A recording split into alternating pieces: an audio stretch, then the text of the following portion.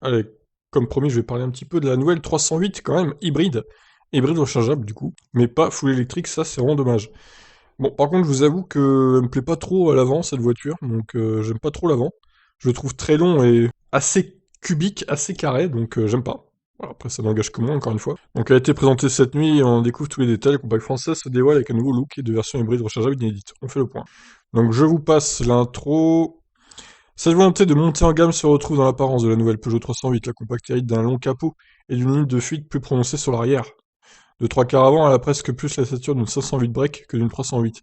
Pourtant, ce gabarit ne laisse pas planer de doute, et elle arbore bien une taille de compact. Les liens avec la DS4, présentée récemment, se retrouvent notamment dans la taille de ce capot. Néanmoins, l'allure globale de la 308 tranche nettement, avec l'aspect un peu plus baroudeur de sa cousine. Alors, la 308, donc, c'est 4,36 m de long, c'est 10 cm de plus que sa devancière. Comptez ensuite 1,81 m en largeur, 1,43 m en hauteur, et un empattement de 2,68 m. D'autres photos. Alors j'aime bien le nouveau logo Peugeot, je le trouve sympa par contre. Même s'il est vachement voyant pour le coup. À l'avant en tout cas. Allez, on continue. Comme nous l'avions découvert avec les photos espionnes, l'avant de la 308 reprend un nouvel calandre Peugeot avec son relief torturé. Elle affiche une face agressive, renforcée par les feux affinés et les griffes sur les côtés. Au centre de la calandre, le nouveau logo de Peugeot trône dans une taille plutôt massive. Le logo 308 surplombe la partie verticale comme sur tous les modèles récents du constructeur. Les ailes avant arborent une nervure qui est de nouveau visible sur l'aile arrière, ainsi que le logo Peugeot comme prévu.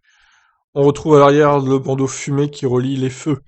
Ceux-ci ont les trois griffes, mais elles ne sont pas verticales car les optiques sont, comme à l'avant, nettement affinées. Sous ce bandeau noir, le logo est de nouveau affiché de manière assez massive, tandis que la partie descendant jusqu'au bouclier est plutôt épurée. Alors, voyons.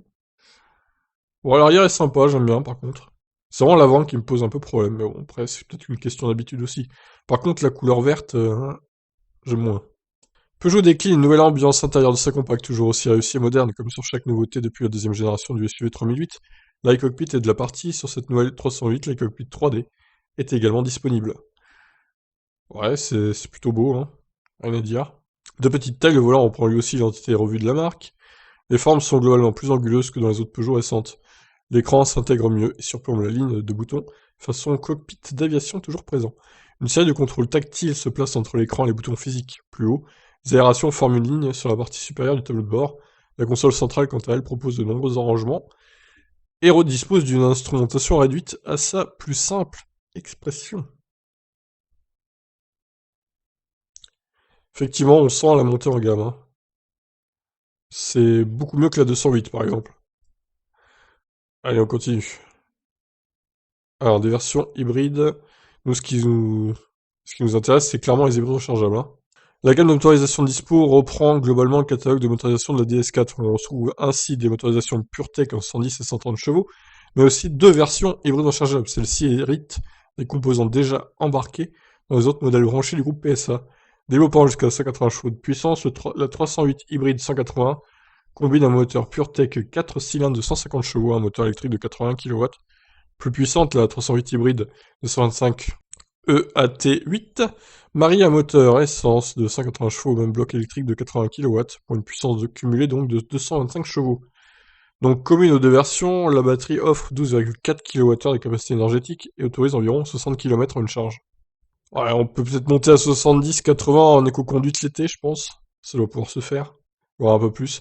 En 3,7 kW, le chargeur embarqué pourra grimper à 7,4 en option, de quoi autoriser une charge complète en 5 heures sur une prise domestique et un peu moins de 2 heures sur une wallbox 7,4. Donc là, on a le tableau récapitulatif des versions. Alors à noter que la version 225 chevaux a 1 km de moins du LTP en autonomie électrique. Voilà donc pour alors les prix, oui, du coup. Ils seront annoncés d'ici cet été. Peugeot prévoit de les dévoiler avant l'été. On peut s'attendre à une édition salée pour les deux versions hybrides rechargeables concurrentes de la Golf 8 hybride rechargeable. Celle-ci devrait débuter aux alentours de 40 000 euros. En France, l'arrivée des premiers modèles en concession est prévue pour le mois de septembre, hein, pour la rentrée donc. Ah mais le vert, non, c'est non, hein. Le vert, non. C'est moche, hein.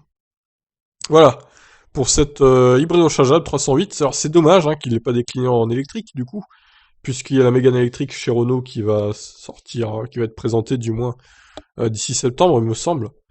Donc je trouve ça un peu dommage d'avoir joué les petits bras chez Peugeot. Mais bon, c'est dommage, voilà. C'est comme ça, on va dire. Je vous laisse réagir. Ciao.